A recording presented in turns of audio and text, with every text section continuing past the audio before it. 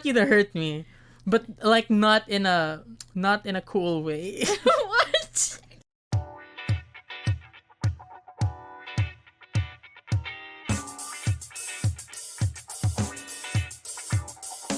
Welcome back to another episode of Debatable with your hosts Nina and Kyle. I'm Nina. I'm Kyle. And for today, we take a look at something a lot of us take for granted, the environment. In particular, we want to look at the philosophy of environmentalism while tackling certain issues that come up in debates about the topic. This episode was in collaboration with Justin Guda, who was kind enough to help us with the research for this episode. So if you're listening, Guda, thank you. To start off the episode, we need to first talk about the rights of nature.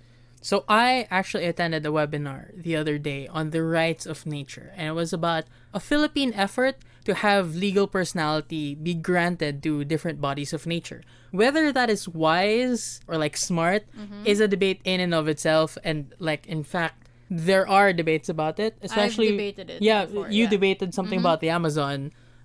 We've been debating it for almost a decade now, actually, but I am actually kind of biased. Because I am firmly of the belief that nature does deserve legal personality, like it does deserve some legal rights.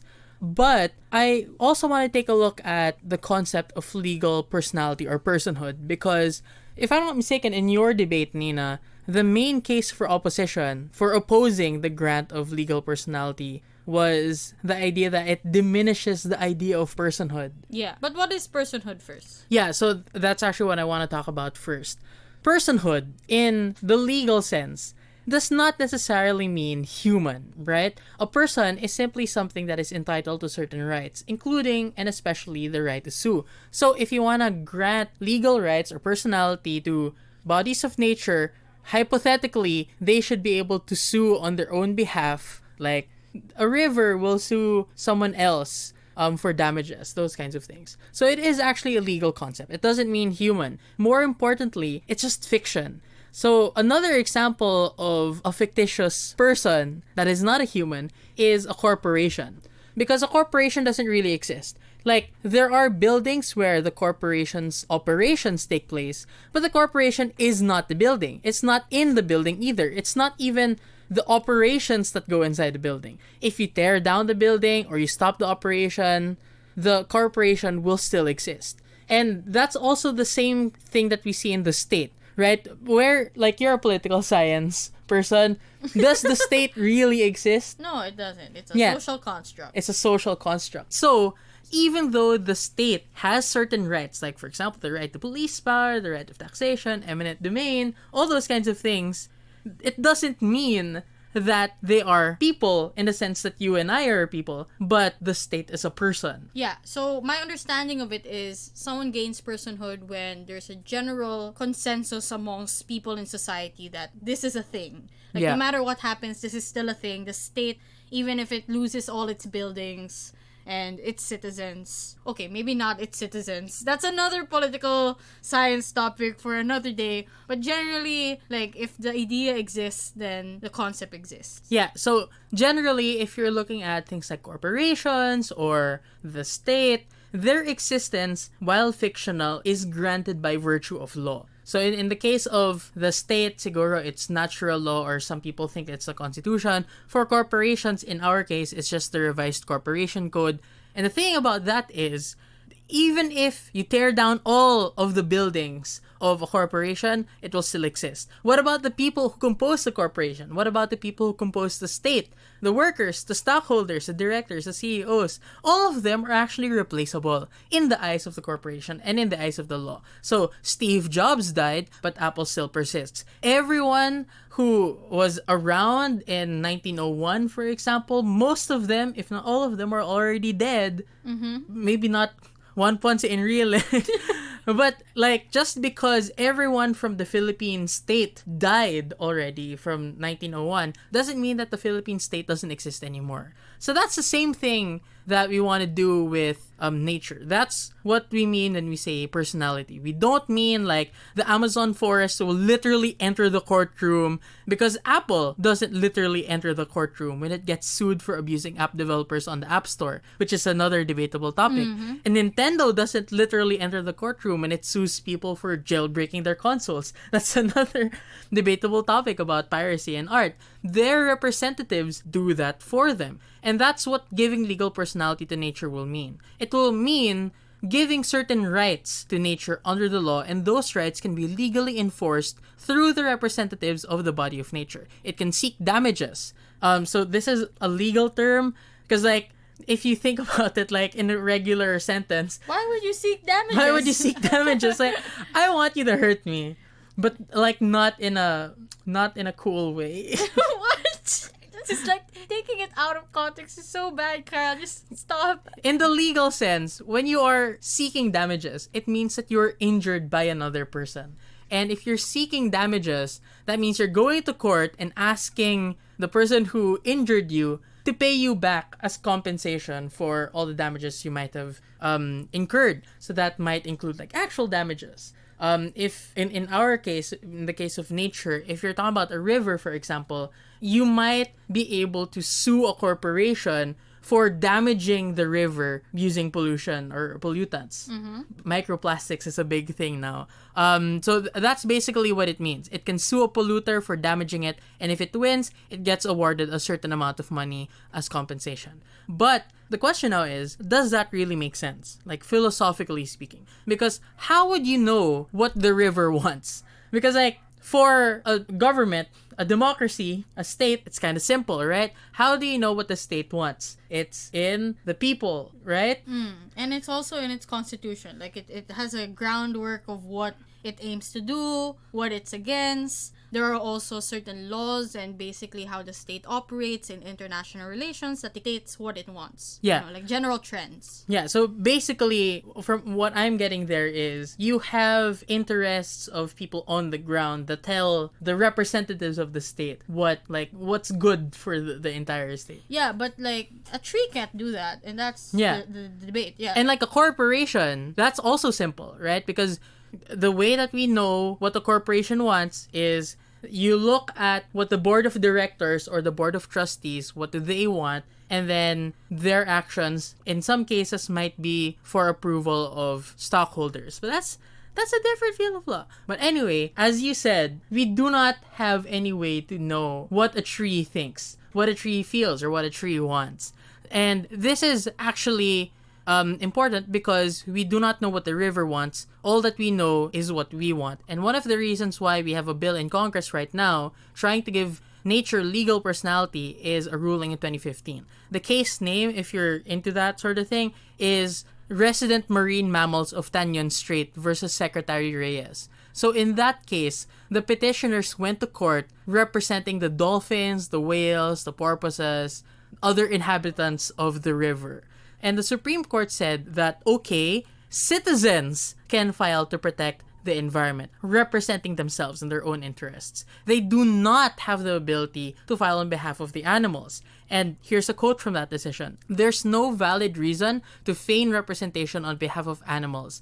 To have done so betrays a very anthropocentric view of environmental advocacy. There is no way that we humans can claim to speak for animals, let alone present that they would wish to use our court system, which is designed to ensure that humans seriously carry their responsibility, including ensuring a viable ecology for themselves, which of course includes compassion for all living things. And that's an important quote, because that brings to mind an interesting philosophical debate about how should we even view the environment? Should it be anthropocentric or human-centric, or should it be centered on the intrinsic value of nature itself, which we call ecocentrism? According to the court, or at least my reading of what the court said, I'm not a lawyer, if we try to claim to speak for nature, we're doing it anthropocentrically. We're substituting our own interests for the interests of nature. So I suppose that what the rights of nature bills are trying to do is to answer that call. Determine, okay, what are the things we know are in the best interest of nature in and of itself, outside of human interest, so that we can enforce it even if it might not be the same as the interests of the humans who represent it. You can now say, no, it's not just me pretending to speak for nature. It's the law telling us that this is the treatment that our environment is entitled to. But the debate now is, should that even be the attitude? Is it better for environmentalists to be anthropocentric or ecocentric, both on the level of philosophy and practicality? So this brings us now to the discussion of anthropocentrism versus ecocentrism. And these are big words. I also struggle to say them. And They have many syllables. Yeah, they have many syllables. I will probably stumble quite a lot while recording this as of now. But first of all, we'll first define anthropocentrism. And that is the idea that humanity is the most important entity in the universe. It's very selfish, but that's just really how it is. It says that the value of anything is dependent on how much benefit we can get from them as humans. And Justin Guda helped us for this section and says that actually there's no such thing as a creature that doesn't have utility to humanity, because it could be in the form of economic benefit or aesthetic, cultural benefit, or even ecological utility. If there's a thing or animal in nature that doesn't seem to be beneficial to us, then it merely means that it is understudied, and humanity can find a way and will find a way to find its utility in the future, right? So that's actually the debate about whether we should let things go extinct or if we should intentionally push certain animals towards extinction as well. Yeah, so actually, that's interesting because every other year, we get a little revival of the debate about whether we should eradicate all mosquitoes. And actually, right now, Singapore is breeding millions of male mosquitoes every single week. I think they produce like more than 5 million a week. And then they release it periodically. Yeah, Right. they release so many mosquitoes every day. And you would think like, why would you want to do that? And why is that connected to making them go extinct? Well, actually, Singapore was modifying those male mosquitoes with a bacteria called Wolbachia. And if a male mosquito with Wolbachia makes an egg with a female mosquito, those eggs would be prevented from hatching. And that's actually how Singapore is fighting mosquitoes. And that is actually quite important because according to Vox in 2019, there have been 100 plus billion people who have lived in the world over the past 200,000 years. And mosquitoes have been responsible for over 50 billion of those deaths. They carry Zika, they carry malaria, dengue, a lot more. They for sure have a place in the ecosystem and the food chain. Like, I think frogs eat them a lot. Mm-hmm. Yun yung ambag do. nila. Yun yung ambag nila. Like, they are a very important source of food for many creatures in the ecosystem. But a lot of people say that even if they're gone, frogs can still eat other insects. You know, like, they have a niche in the ecosystem and the food chain. And even if they disappear, something else will fill in that niche. Of course, that can be rebutted by saying, we don't know yet how mosquitoes could be useful anthropocentrically. Right now, a bunch of people are growing more mosquitoes on purpose because they're actually cheaper ways to feed fish. Yeah, and the more we study it, in the future, we might be able to learn more about it. And actually, I know you really hate cockroaches. I do. I really do. If I was going to ask you, would you think that life would be better if all cockroaches suddenly disappeared? I don't think so. I'm of the belief that, well, I'm more ecocentrist in my thinking. Like, I agree there's probably no value to humans to have cockroaches besides maybe potential food in the future. Because I know that's also another, like, debatable... Yeah, the cockroach bread. Yeah, that's also another debatable topic, right? But as of now, I think that if cockroach were to vanish, like, it will change the tier of humanity quite a lot. I feel like, for example, lizards rely on cockroaches for food. I feel like there's a balance that's maintained because of cockroaches. I don't know what it is yet, but there is a balance that's maintained. But anyway, the thing you were talking about just proves that, you know, there's a very anthropocentric view of mosquitoes still, because we don't know what they do yet, or we don't know what they'll ever do, maybe, right? And right now, we seem to be modifying their existence based on our needs and our own preferences and based on our own survival. So that's about extinction. There's also actually a debate about de-extinction. And I remember I was like a debate fetus when I started talking about this topic. It was our tryouts. Were you Was it tryouts? No, I think we organized. I remember debating this in a tryouts though. I was with Ryan Abbas in the room. Oh, okay. Yeah, maybe you weren't in that tryouts. But anyway, back to the de-extinction point. So there was a debate about whether or not we should de-extinct recently extinct species that have likely died due to human activity. So what is de-extinction? It's basically, if we assume the technology exists, you'd use DNA to revive old species and extinct creatures back into existence and then release them into the wild. So these are like a lot of different creatures, like the Pinta giant turtle, the splendid poison frog, the Sphinx macaw, western black rhino, a very sad rhino that died back in 2011, I think. Like, they just vanished because we were hunting them for their horns. So that's our fault, right? So the anthropocentric angle here, if you were for the de-extinction, would be to say that, well, there's still benefits that we can get if we were to have them again, right? We can farm them more, right? Or more ivory, right? And that would be a valid argument, but notice how selfish it tends to be. But on the flip side, right, if you were against de-extinction, you could also run a anthropocentric angle by saying that their deaths have been justified and are even honorable because of the fact that they served us.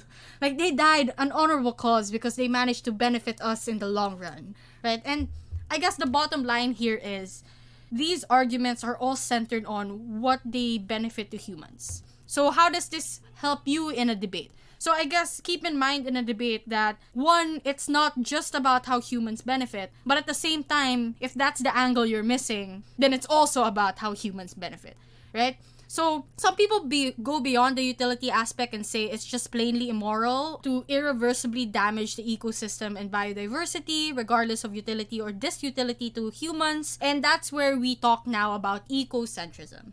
Hi, we hope you're enjoying this episode so far. We'd like to take this opportunity to let you know about an initiative we're having with the Philippine Intercollegiate Debating Championship, or PiDC for short. We believe that debating is for everyone, and given that, we're giving novice debaters and judges a chance to compete in this coming PiDC for free. It's gonna be on us, we're going to be paying for your registration fees, and more. So if you want to apply for the Debatable Grant, head over to PiDC's Facebook page and apply at bit.ly/PIDC 2021 Debatable. The link is going to be in the description of this episode and all over our social media accounts. The deadline for the application is on June 23. With that, let's go back to the episode. So, anthropocentrism, that's, humans are the center of the universe. Yes. Ecocentrism is the totality of nature is the center. So, it's nature per se intrinsically has value. So, this is a good, debate vocabulary, tip. Because if you say something is intrinsic, that means there's something inherent in it that is valuable or that is good. And the opposite of that is extrinsic, which means that it is only good because of something else in the environment. Another term for that is instrumental. So I'm not saying this to mansplain to you, Nina. I'm doing this to mansplain to everyone else. To mansplain to people who might be confused with terms like intrinsic and extrinsic and instrumental. But anyway, the anthropocentric view says that nature is important because, and only to the extent, that humans derive value from it. It's instrumental. But an ecocentrist view says that nature per se or by itself is already valuable, independent of any human or living organism that exists to benefit from it. And it extends not just to living creatures, but also to non-living factors in nature. So it basically denies the premise that humans are distinct, unique creatures or entities apart from nature. So, okay, I kind of get the debate behind granting legal personality now.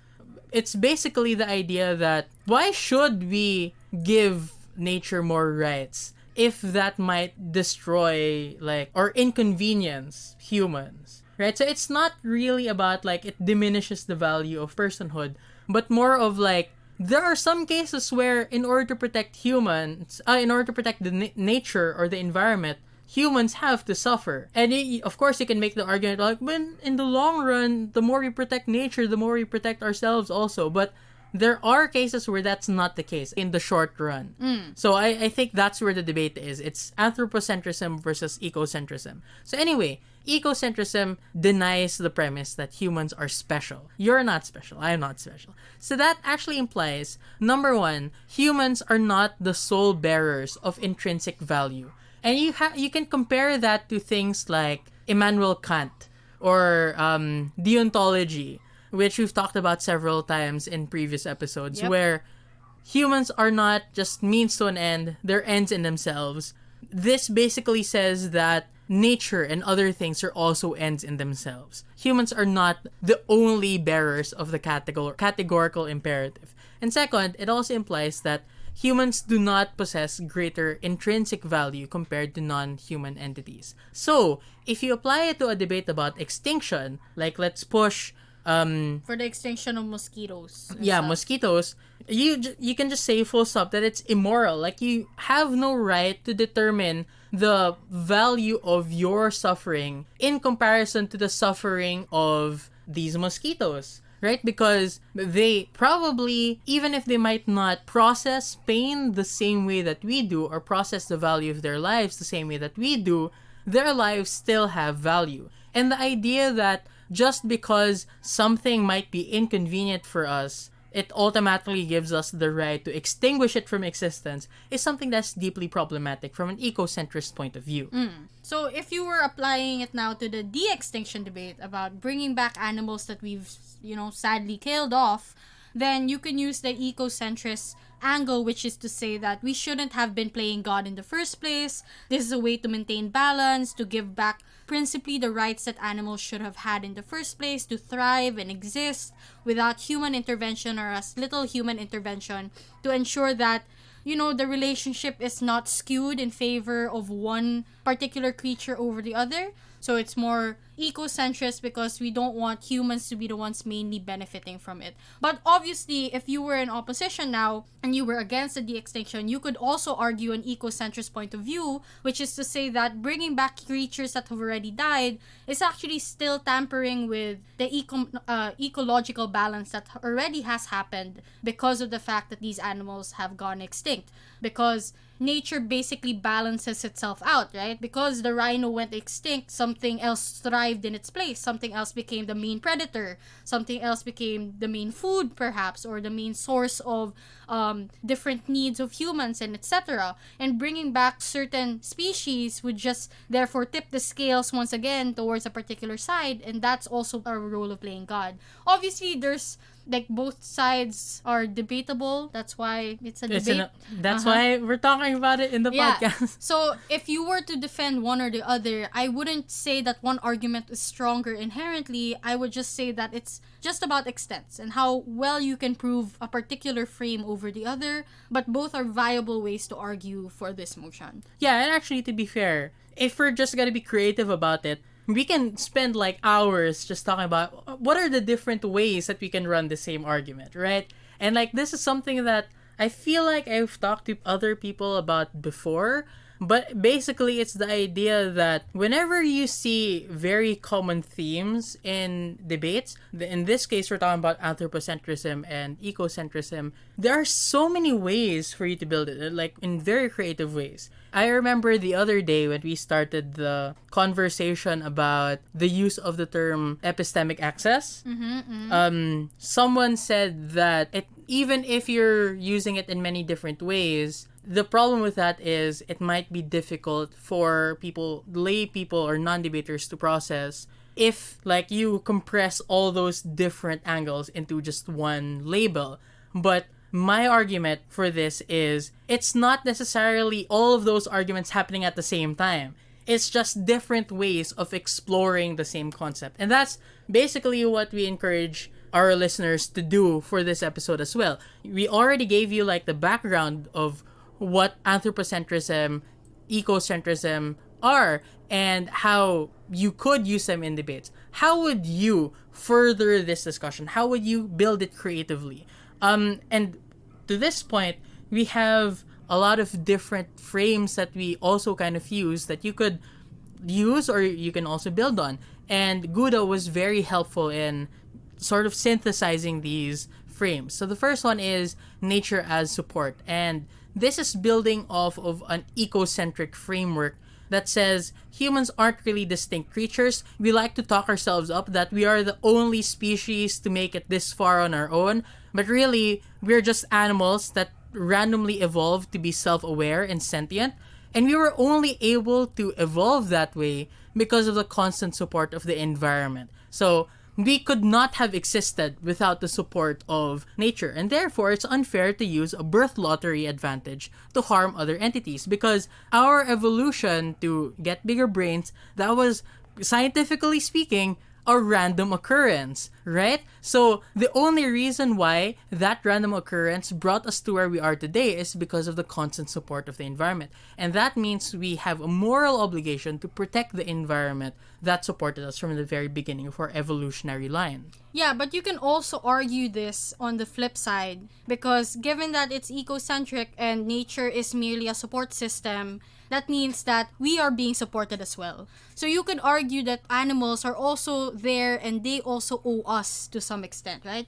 And it's a matter of framing which side owes the other more based on an ecocentric point of view and based on maybe an evolutionary point of view on which side was able to benefit more or the other. So that's the nature support sort of frame that we have. Another frame would be ecocentric interconnectedness as fundamental in the worldview of many indigenous peoples. So this one is interesting. Kyle and I really like this angle quite a lot because one of the central tenets is the belief in the immortality of the soul, right? And this is like a little bit more creative this time because the soul doesn't die but rather is transmigrated from humans to animals or plants or higher spirits. And because the soul is capable of living in nature, both the animate and inanimate are revered. So this is the idea, for example, that I guess this is ecocentric in a way that you need to understand basically that we could be anything or everything all at once.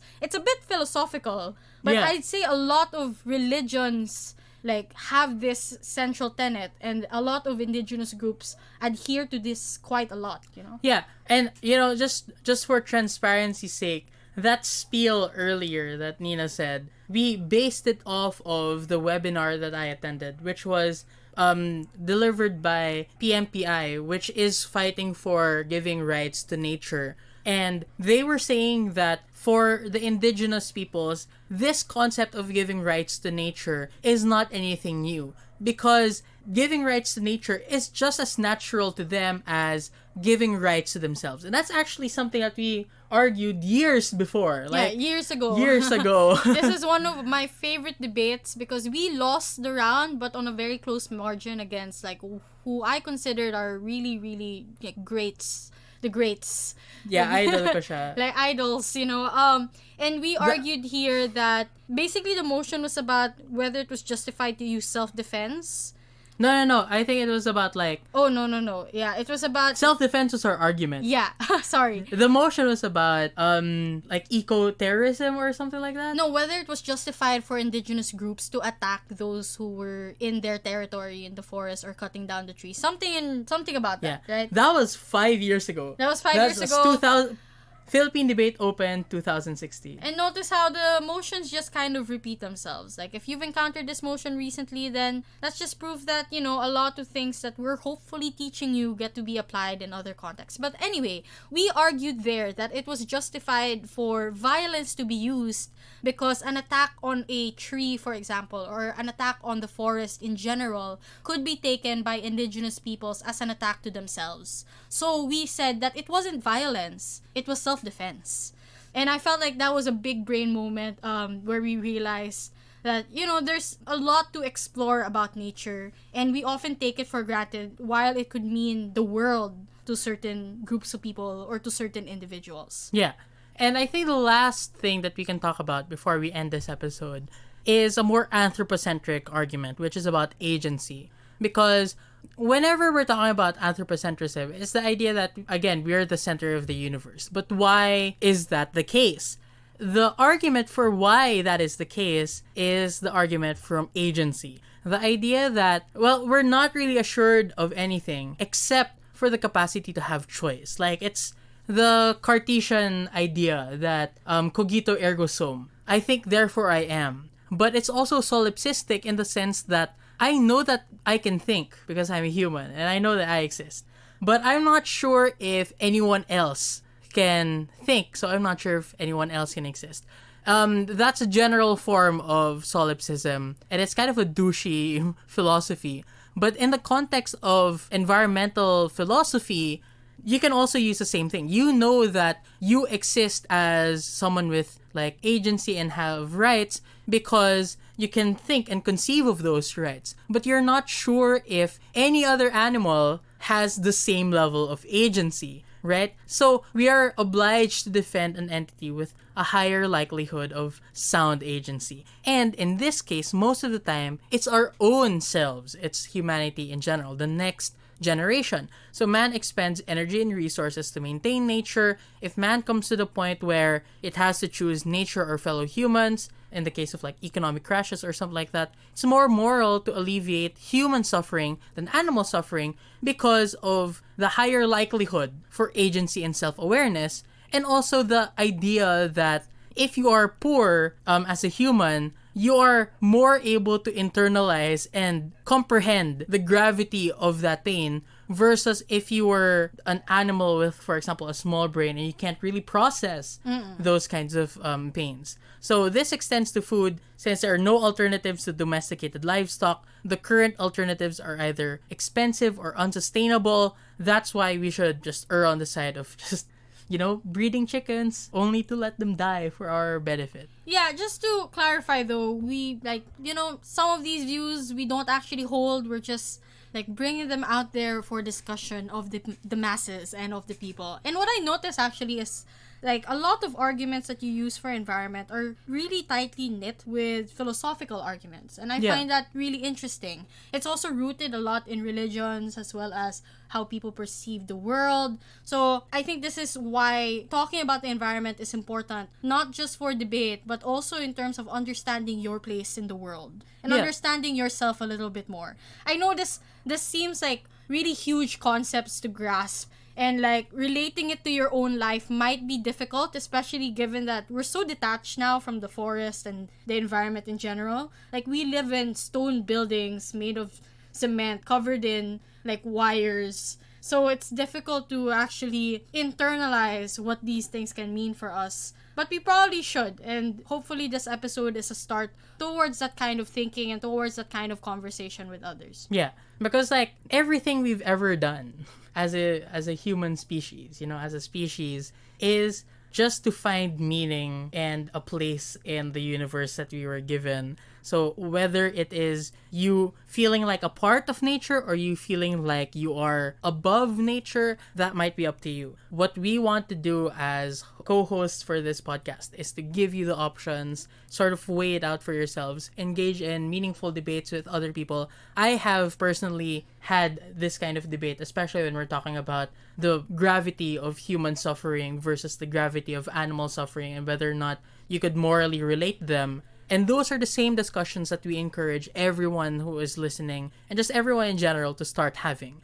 Because I think regardless of where you fall in this anthropocentrism, ecocentrism spectrum, everyone probably agrees that we are sharing the same space, the same environment. Yeah. Right? That's it for this episode. Yeah, that's it for this episode. Oh, that got rather heavy towards the end, but I think that in a good way. In a good way. I think that was necessary. Hopefully you had fun listening to us. Hopefully you can have these conversations with your own friends and with your own circles. And we'll see you in the next episode. Bye! Bye-bye! Just for the record, Nina actually waved bye-bye. Yeah, I waved to the computer. I forgot that you don't exist. Bye!